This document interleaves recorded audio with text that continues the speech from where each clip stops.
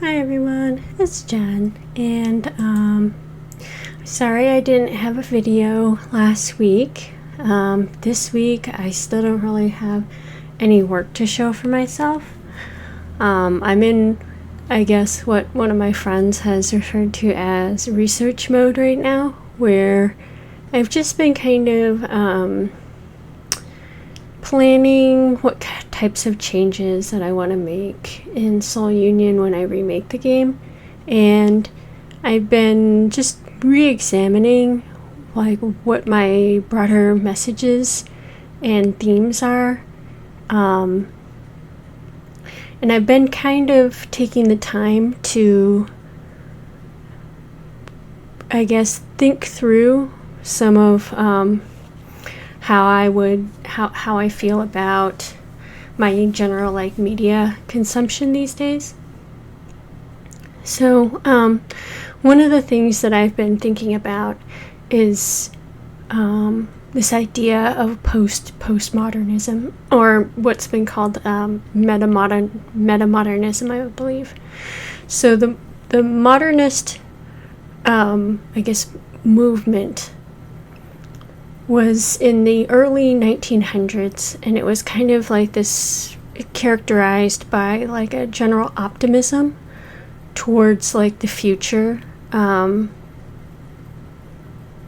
then there was a counter movement in the late 1900s that was like postmodernism, where it was a more cynical rejection of that optimism. And postmodernism is kind of like this, still has some of that like rejection of optimism, but with some more optimism. So I see it as being kind of like we are hopeful for kind of like the future and what mankind can achieve through like technology and how society can advance. And then fast forward a few decades, we are disappointed with the promises of modernism. We are disillusioned. We feel that like technology and the future is looking pretty bleak right now, and we reject this idea of optimism as being like kind of a childish fantasy or dream that like utopia could somehow exist, and we are falling into this kind of cynical trap of like believing that things will not change, or that things will only get worse. And then postmodernism as being this kind of like, well, being stuck in this very cynical idea that the future is bleak is kind of depressing. So I'd like a little bit of ray of hope with my cynicism. And it's almost like this paradox where I don't want anything that's too optimistic, because that feels unrealistic and I don't want to feel like a chump. But at the same time, I don't want something that's like totally bleak, because I'm looking to escape from my kind of bleak sense of reality.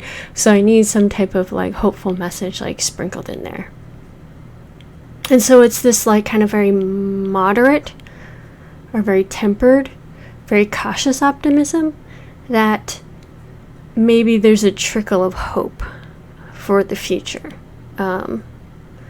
It might not be the future that would be like a utopia, but it might be a future where we're not all annihilated.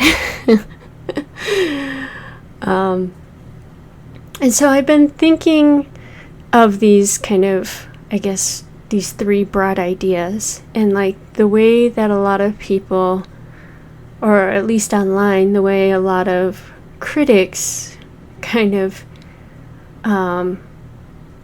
critique media. And in some sense, I think that there's a lot of these kind of paradoxical wants from the audience, where we want something that's going to satisfy our expectations. In some ways, I feel like this Postmodernism is very predictable in a lot of ways. It's very formulaic, especially on like a kind of AAA or Hollywood kind of level of production. And I don't find that there's a lot of things that are like surprising about a lot of stories, and I don't mean that like in a negative way. I actually think it's very interesting to think about, partially because there's so much investment that these productions are looking to return on, that they need to make a certain amount of profit, that they want to do something that's going to be tried and true, so to speak. And this has always been the case, right? Where a lot of like the risk-taking and more progressive storytelling is done more at an indie kind of level. But I find it interesting that a lot of critique usually is on an execution.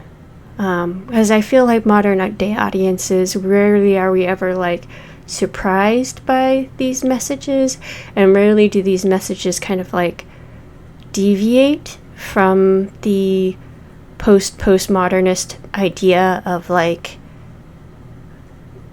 realistic optimism or very, very mild optimism amongst a very like cynical kind of overall feel of the lens that we're kind of viewing the world and characters and stories. And I think that that's what modern audiences generally expect. And if anything comes across as too modernist, too optimistic, is usually like disregarded as either being like immature, underdeveloped, or childish. And if something is like just pure cynicism, it's usually not the escape. It's not entertaining, it's too heavy, it's too depressing. It's going to have a very, very niche audience, and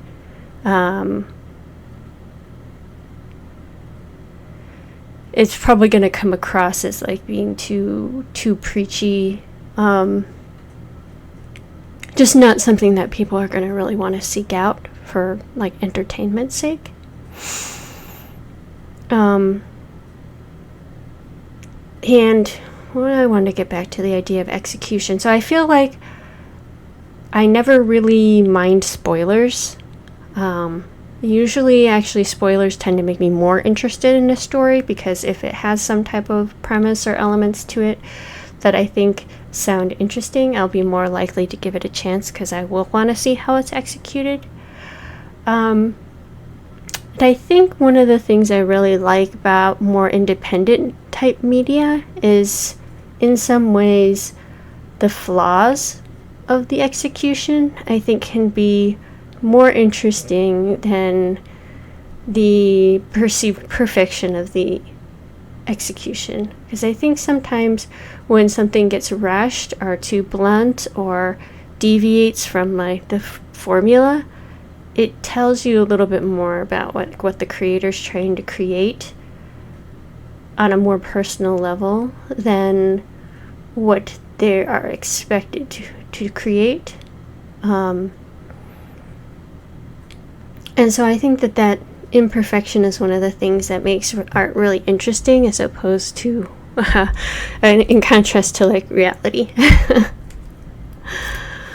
So yeah, this is where my mind has been going to a lot, and I've been kind of re-examining the themes that I want to focus a little more. I want to have a little bit more of a clear focus. To Cell Union in the future, and I'm not, I don't really have any illusions that it will be more perfect, or the execution will be necessarily even better because I'm a very, I guess, kind of spontaneous creator. I can plan things out, but at the end of the day, I kind of have to create from where like my mind and my interests are. And so I think of myself as being like a very honest creator in that regards, but as a result, my work can be pretty unfocused at times because I don't see myself as being someone who is like unchanging, and these projects take a lot of time. So my mindset, my interests, my passions can really fluctuate from the beginning to a project to the end of the project. And at the end of the day, I'll always be more interested in making it a true expression than I will be in making it a perfectly executed project. And I think that's why also when I'm looking at a piece of art, a movie, a game, I don't really like to criticize these things. Usually I have one of two reactions. It's either, wow, I connected to that. That challenged me. Or it's, that was fun. Well, I guess I can have three different reactions. Like, wow, that I connected to that. That challenged me. 2, well, that was fun. That was a fun little diversion. Or 3, I didn't really care for that. But I guess that I didn't really care for that, I don't really think of as a reaction, because if I don't care for something, I pretty much like tune out. I don't like to commit myself to environments like going to a movie theater or sitting down and watching and experiencing things in a group setting where I will be obligated to commit myself from the beginning to end. I am like one of those like channel flippers where if I don't connect with something early on, I probably won't see it all the way through, and I will flip through many different stories before I get to one that I'm even like kind of in the mood to give a chance. And then the ones that I would say like I really connected to this challenged me is usually very rare. I don't anticipate that I will have that level of connection with most work that I view. And maybe I too am victim to this kind of like expectation that a lot of like, I think modern audiences, because we have so much to choose from when we're looking to entertain ourselves, and we have so little time, that what we're looking for a lot of times is the same as the information that we consume. It's heavily confirmed by our bias.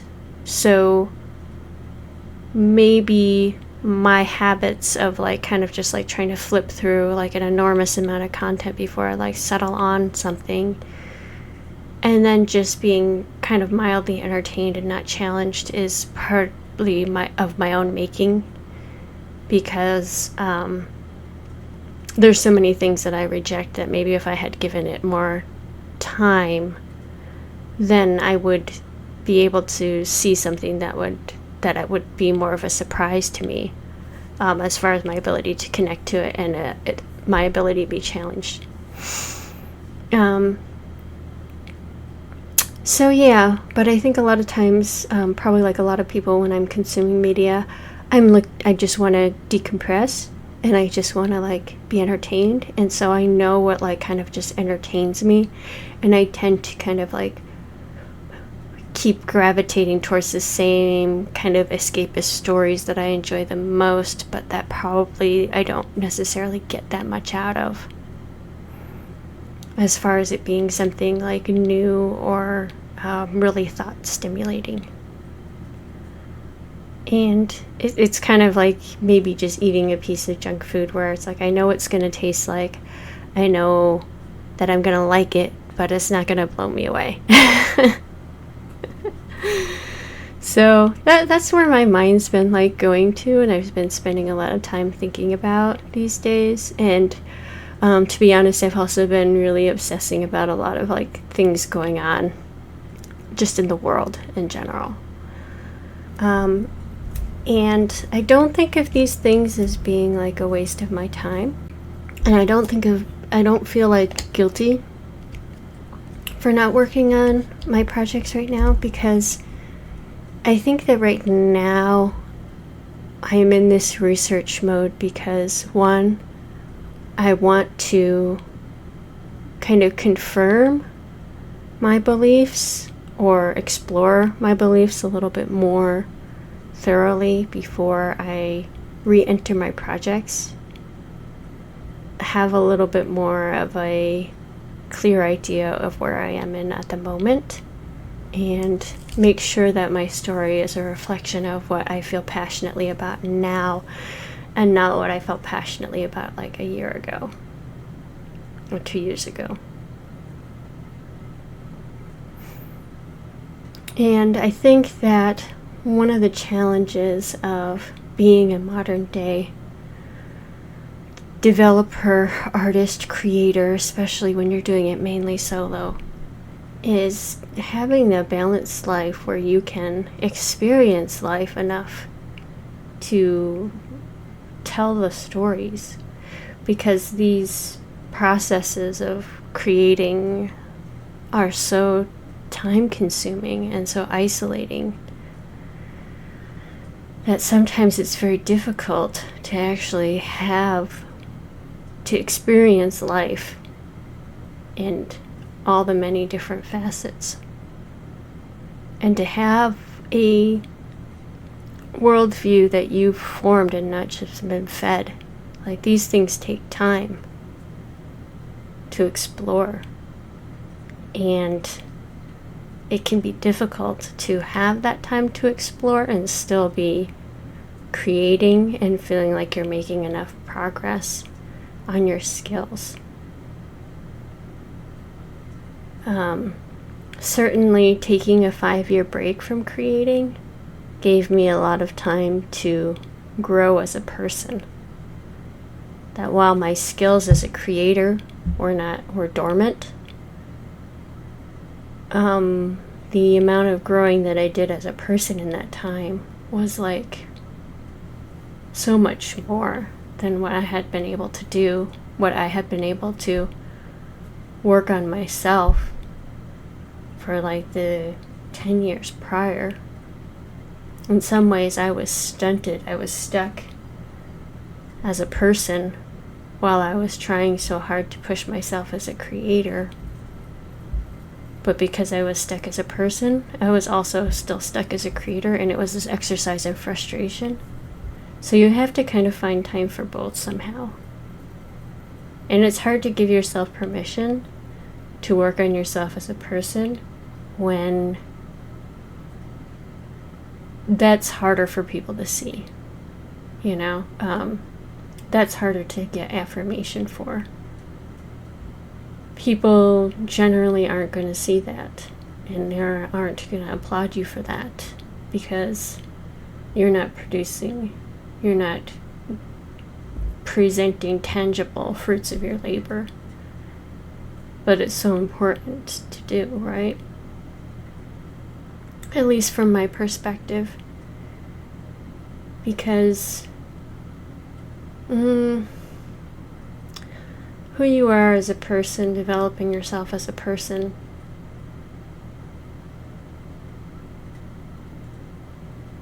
I don't know, if you don't have that, what does your art really mean at the end of the day? What do your creations mean? I don't want my creations to just be a reflection of who I was in the past. And I don't want to be the same person that I was in the past. I want to keep growing and developing. So that's kind of where I've been. This is going to be a short video. I just wanted to let you guys know, for those of you who are following me, that I'm still alive and that I'm still doing a lot of thinking. So, best wishes to you. I hope that you're doing well, and keep enjoying that process. And if you're not enjoying that process, then take a moment to really step back and